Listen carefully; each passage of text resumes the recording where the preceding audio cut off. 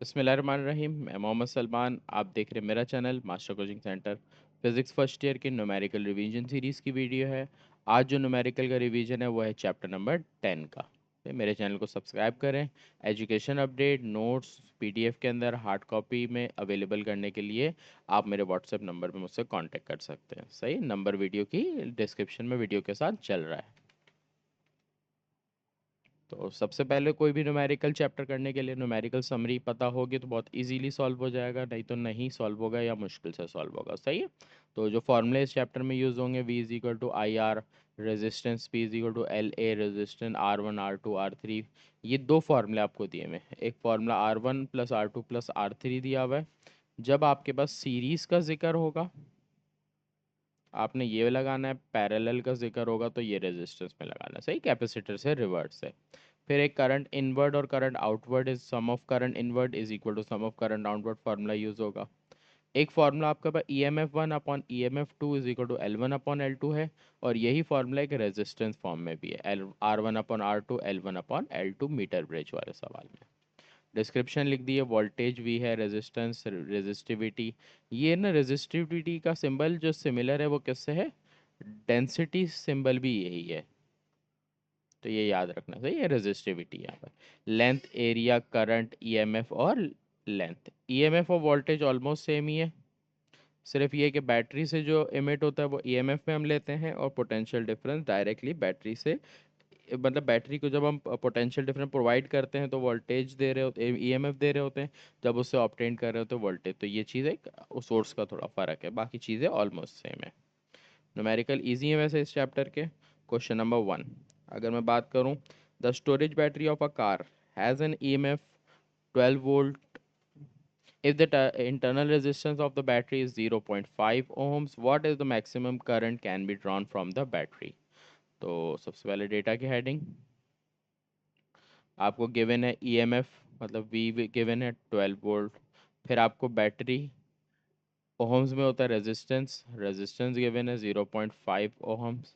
आपको बोल रहा है find the maximum current drawn. सही है, हेडिंग डालता हूँ सॉल्यूशन की। बहुत ही आसान सा न्यूमेरिकल है। V equals to I R formula है। V की वैल्यू 12, I की वैल्यू रिक्वायर्ड, R की वैल्यू 0.5। ये वैल्यू मल्टीप्लाई में दूसरी तरफ आके डिवाइड हो जाएगी। तो I की वैल्यू हो गई 24 वोल्ट, सॉरी 24। करंट का यूनिट क्या होता है, एम्पेयर। ये आंसर। सही। तो क्वेश्चन नंबर 1 बहुत ही आसान था। क्वेश्चन 2 पे आते हैं। Question 2, a negligible small current is passed through the wire of length 12 metre. Uniform cross section area given है।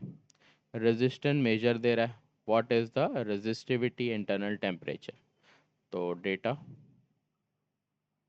सबसे पहले आपको सवाल में लेंथ गिवन है 12 मीटर, एरिया गिवन है 4 exponent -7 metre square. Resistance measure आपको दे रहा है R 6 ohm. What is the resistivity, P पूछ रहा है। सही है?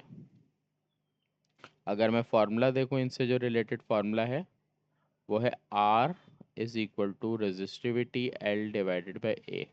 आपको रेजिस्टिविटी मालूम करनी है ना, तो अलग कर लो उसको, ए डिवाइड में दूसरी तरफ मल्टीप्लाई, एल मल्टीप्लाई में यहाँ पर आके डिवाइड हो गया। तो ये आपका रेजिस्टिविटी अलग हो गया। आर की वैल्यू आपके पास है 6, आपके पास ए की वैल्यू 4 एक्सपोनेंट -7, एल की वैल्यू 12। इस पूरे को जब आप सॉल्व करोगे तो आपके पास आंसर आ जाएगा। इस पूरे को सॉल्व करके आ रहा है 2 एक्सपोनेंट -7। इसका यूनिट होता है ओहम्स इंटू मीटर। सही, तो ये आपका आंसर आया। सही। यहाँ पर बुक में थोड़ा सा गलत दिया हुआ है तो यहाँ -7 आएगा। सही, यहाँ पर गड़बड़ है। क्वेश्चन 3, सवाल बोल रहा है पोटेंशियोमीटर सेल ईएमएफ, सेल का ईएमएफ दे रहा है 1.2 volt, balance the point 40 centimetre length दे रहा है। Cell is replace by another cell point 74 centimetre. What is the EMF of second cell? तो सवाल में आपको पहला ईएमएफ दे रहा है E1 1.2 वोल्ट, पॉइंट के बाद जीरो मैंने बताया आखिर के नहीं लिखते। लेंथ 1 दे रहा है 40 सेंटीमीटर, लेंथ 2 दे रहा है आपको 74 सेंटीमीटर, और सेकंड ईएमएफ पूछ रहा है। तो याद रखना, जब ईएमएफ 1, ईएमएफ 2, लेंथ 1, लेंथ 2, तो इस सवाल में कन्वर्जन की कोई ज़रूरत नहीं है, कन्वर्जन में टाइम नहीं ज़ाया करोगे। फॉर्मूला है E1 upon E2 is equal to L1 upon L2। Values put करेंगे, E1 की वैल्यू 1.2, E2 की वैल्यू आपको मालूम करनी है, L1 की वैल्यू 40, L2 की वैल्यू 74। आपको E2 फाइंड करना है, पहले आप सिंप्लीफाइड कर लो। यहाँ पर आप इन दोनों को डिवाइड कर लो पहले कैलकुलेटर में, 40 डिवाइडेड बाय 74, तो ये आ गया 0.54। ये वाली वैल्यू नीचे आ जाएगी, ई ऊपर चला जाएगा, तो ये हो जाएगा 1.2 divided by 0.54 is equal to E. E is equal to, इन दोनों को डिवाइड कर देंगे, 1.2 डिवाइडेड बाय 0.54, तो ये आएगा 2.22। तो ये E2 की वैल्यू आ गई 2.22 वोल्ट्स। तो ये EMF का मैंने बताया दोनों सेम है वोल्टेज, और इसलिए यूनिट भी दोनों का सेम ही है। क्वेश्चन नंबर 4, ये सिर्फ इंपॉर्टेंट सवाल है, बुक सीरीज नहीं है, सही। तो आप ये नहीं समझो कि बुक के ये सेम क्वेश्चन नंबर पे होंगे बुक वाले सवाल, लेकिन आगे पीछे होंगे, क्योंकि मैंने इंपॉर्टेंट सवाल ही सिर्फ इसमें लिए, नॉन इंपॉर्टेंट सवाल को हटाया भी है। क्वेश्चन में दे रहा है 3 रेजिस्टेंस, 3 रेजिस्टेंस की वैल्यू कंबाइन बता रहा है, सीरीज में है। What is the total resistance if the combination of resistance, combination to a battery के, बैटरी 24 वोल्ट से कनेक्ट है, इंटरनल रेजिस्टेंस उसमें नेग्लिजिबल है, obtain potential difference across each resistance. तो देखो डेटा में आपको जो चीज़ें बोली हैं, R1 दिया हुआ है 1 ओहम्स, R2 दिया हुआ है 2 ओहम्स, R3 दिया 3 ओहम्स। ये सारे सीरीज में है, यहाँ लिख दो कि मेंशन सीरीज में है। टोटल रेजिस्टेंस निकालने को बोल रहा है, और potential difference across each V1, V2, V3, ये सारी चीज़ें आपको फाइंड करने को बोल रहा है। सॉल्यूशन पे आ जाते हैं। तो अगर मैं देखूं, तो मेरे पास जब सीरीज में होता है तो फार्मूला सीरीज के लिए हमारे पास है R equals to R1 plus R2 plus R3। R1 की वैल्यू 1, R2 की 2 और इसकी 3, इन सबको प्लस कर लेंगे तो ये आंसर आ रहा है 6 ओम्स। आर आ गया। उसके बाद ये सारे के सारे सीरीज में है, सही है। सीरीज में आपके पास क्या चीज़ होती है, करंट।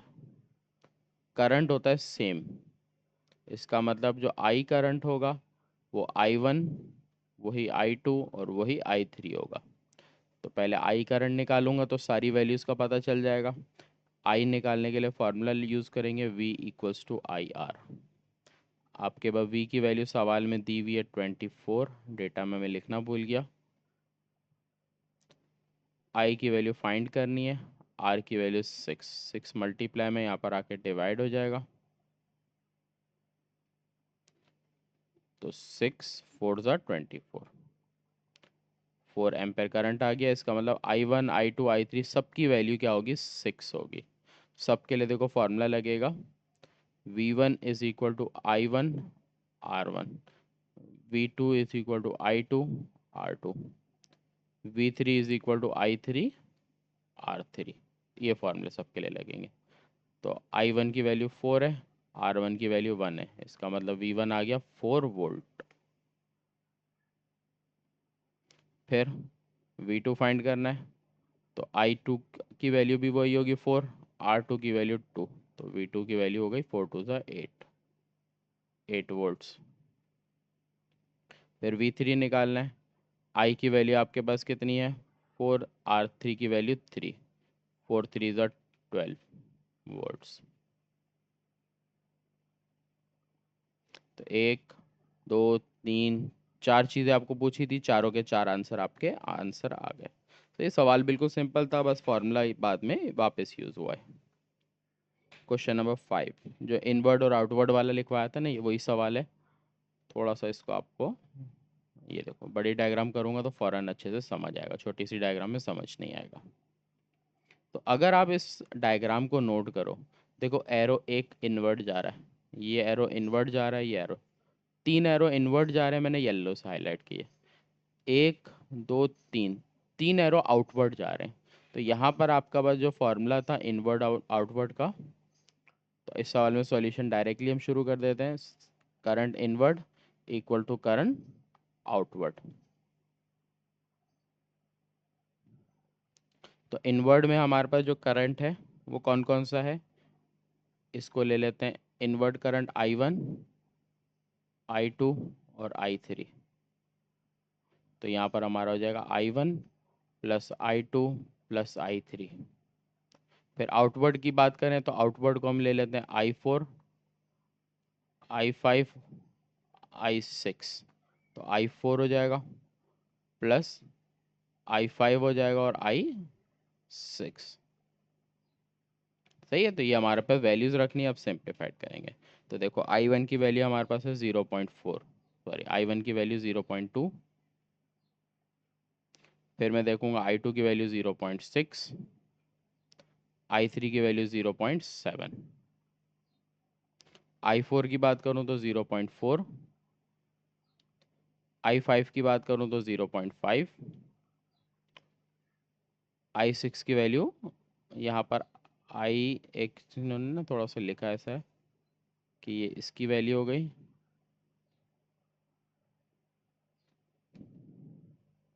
है ना। तो ये आउटवर्ड जो जा रहा है वो ये रहा, इसका I6 जो है वो I के बराबर है। सारी वैल्यूज़ रखी, इन सबको सॉल्व कर लेते हैं। 0.7 प्लस 0.6 हो जाएगा हमारा 0.13। सॉल्व कर लेते हैं फिर भी कि गलती ना हो। तो 0.2 प्लस 0.6 प्लस 0.7, ये प्लस हो गए तो 1.5 आ गया, और ये दोनों यहाँ पर आ जाएंगे तो -0.4 -0.5, तो ये हो जाएगा 0.6 एम्पेयर आपके पास आंसर आएगा। सही, तो ये आपका आंसर आ गया और सवाल एंड हो गया। क्वेश्चन नंबर 6 पर आते हैं, लास्ट सवाल है क्वेश्चन नंबर 6। सवाल दे रहा है in a metre bridge of resistance, resistance दे रहा है मीटर ब्रिज की, the ratio between the balance length. तो सवाल पीछे जैसा ही है, रेजिस्टेंस वाला जो कंपेयर था ना E1/E2, लेकिन यार रेजिस्टेंस का जिक्र किया बस। तो रेजिस्टेंस वन हमें दे रहा है 15 ओहम्स, अदर रेजिस्टेंस हमें फाइंड करने को बोल रहा है R2।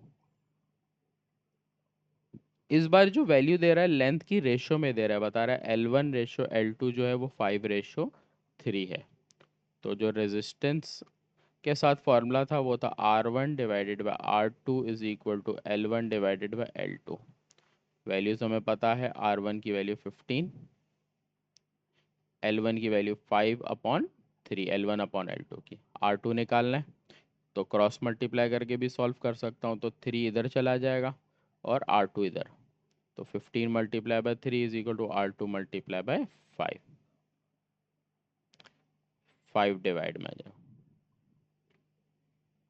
तो ये हो जाएगा R2 इज इक्वल टू 15, 3 ज़ा 45, 45 को 5 से डिवाइड कर दोगे तो ये आंसर आपके पास। अच्छा सॉरी, इसमें जो फार्मूला है ना वो रिवर्स है, R2/R1 होता है। तो ये होता है R2 डिवाइडेड बाय R1। तो ये हो जाएगा R2 की वैल्यू हमारे पास मालूम करनी है, R1 की वैल्यू 15, L1 की वैल्यू, L2 की वैल्यू 5:3। 15 वहाँ जाएगा, मल्टीप्लाई से डिवाइड से मल्टीप्लाई में सिंपल चला जाएगा, तो इसको हम सॉल्व कर लेंगे। तो 3 5 ज़ा 15, 5 5 ज़ा 25। तो ये R2 की जो वैल्यू है वो हमारे पास क्या आ गई, 25 ओहम्स। तो ये मेरा आंसर आ गया। सही है। तो यहाँ पर आके चैप्टर नंबर 10 के जो न्यूमेरिकल है वो एंड हो गया। सही है, यहाँ न्यूमेरिकल के अंदर फॉर्मूला था, इसको भी करेक्ट कर लेता हूँ, R2/R1 होगा। सही, तो यहाँ पर आके इस चैप्टर के न्यूमेरिकल हमारे एंड हो जाते हैं।